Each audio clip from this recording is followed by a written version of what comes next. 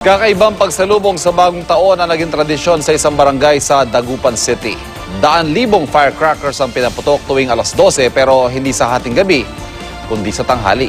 Kabilang po dyan ang malalakas sa paputok tulad ng sarili nilang bersyon ng Goodbye Philippines. At may report si Joyce Segi ng GMA Dagupan.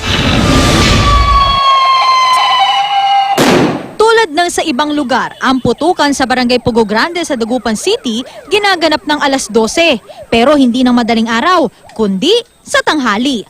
At kung sa iba, bawal ang malalakas na uri ng paputok, dito, tumagundong ang daang libong maliliit at malalaking firecrackers. Ang finale, higanting paputok na tinatawag nilang Goodbye Pugo.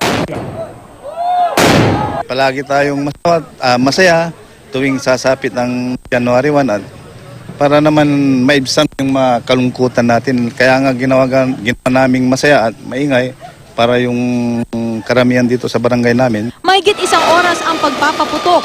Sa gitna ng pagdiriwang, 3 nakisayang itinakbo sa ospital matapos madisgrasya sa nagsitalsikang paputok. Pero maayos na ang kanilang lagay sa ngayon.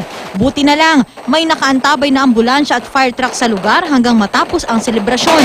Sa kabila nito, tuloy pa rin na nag-enjoy ang lahat, lalo na ang mga bakasyonista. Masaya, super saya. First time ko nakarating dito kasi yung mister ko taga rito. Medyo nakakatakot nga lang kasi nakikita ko baka yung mga bata ay... Pero enjoy naman. Enjoy. Mula dito sa Dagupan City, Joyce Segi, GMA News.